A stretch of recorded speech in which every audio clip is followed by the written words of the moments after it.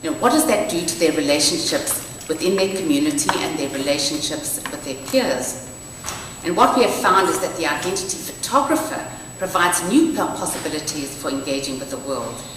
Photography provides for a reimagining of a wider range of identities for the future, and it helps to make the familiar strange and the strange familiar.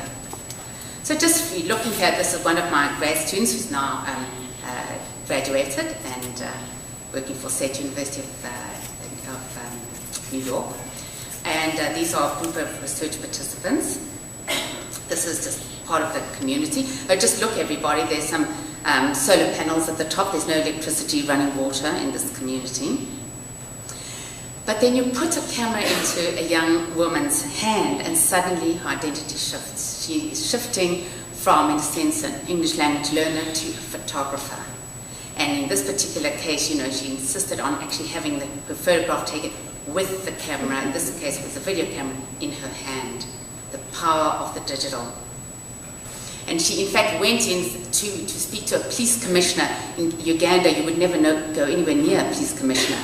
But when you've got that camera in the hand, you go in as the photographer, and you get taken seriously as someone who, interestingly enough, who may not own that camera, but knows somebody who owns a camera. So it's again that question of who has resources, how are they being utilized. And now she's been taken more seriously because she has this camera, she is a photographer, and she relates to the police commissioner in a very new way, and she adopts a different identity from which to speak.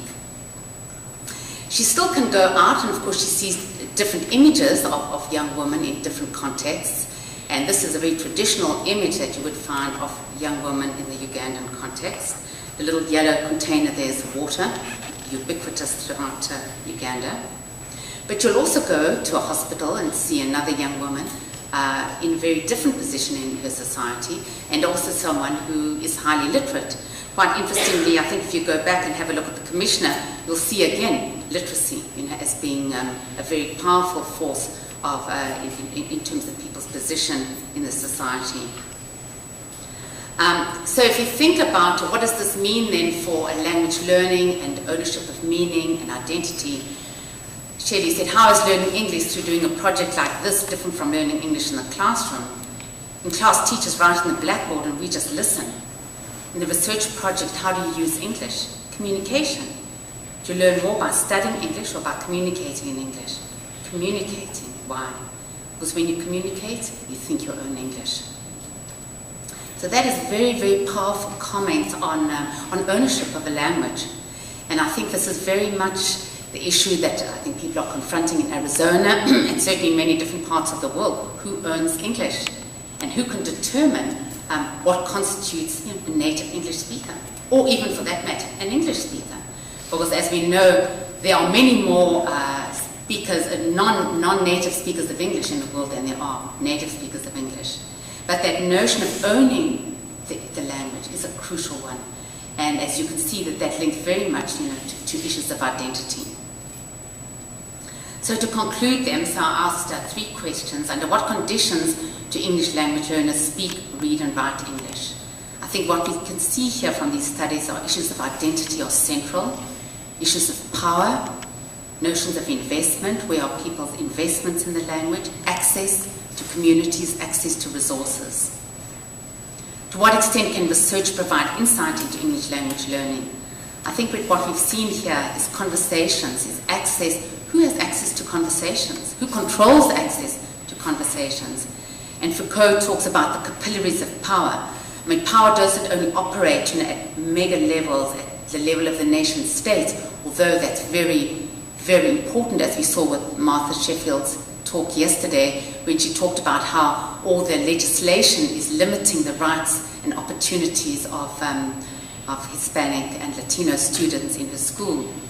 But also what is happening on the ground, what is happening in terms of conversations, who is invited in, who is kept out, and what does it mean for people's, for language learners, access to the language and the ability to become, in a sense, a fluent speaker of the language, and the influence of peer networks as being central.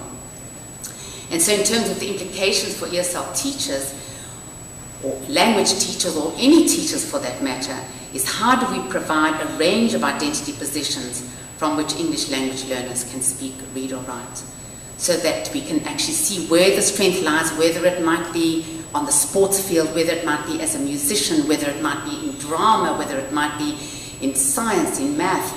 Where does the strength lie so a student can speak, a learner can speak from a position of power, and therefore, in a sense, gain the cultural capital that is necessary to become a fluent speaker. Thank you very much.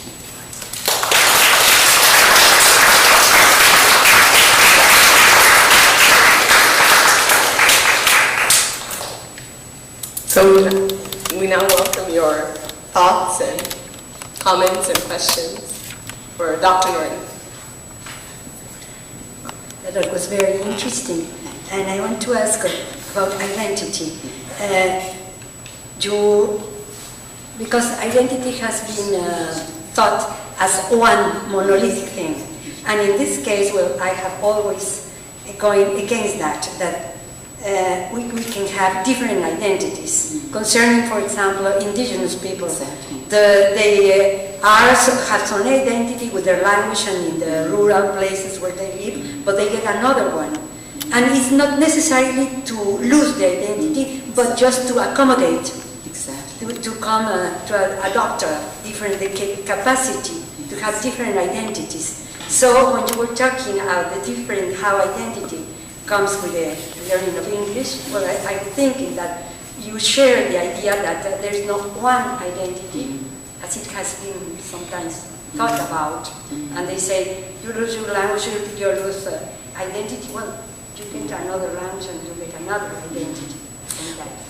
But, or you just enrich, you're richer, you have some more. I don't know if I got it. Yes, that's exactly. And in fact, what I was, in terms of your own presentation, what I found so interesting about your own research is how you saw narrative as being central to the discourse structures of the indigenous community. So what you're saying is not to see the language structures in deficit modes, but you see it in very productive modes. And what your research was doing was to show how the narrative structures are very rich and very productive. And by doing that kind of research, it widens our understanding of a group of people, but also of the ways in which they interact with the world. So, that's, I think this kind of research does speak to questions of identity, but it also speaks to the multiple ways in which identity is articulated, in different discourse contexts. Yes, assessment and what they get when Exactly. they're using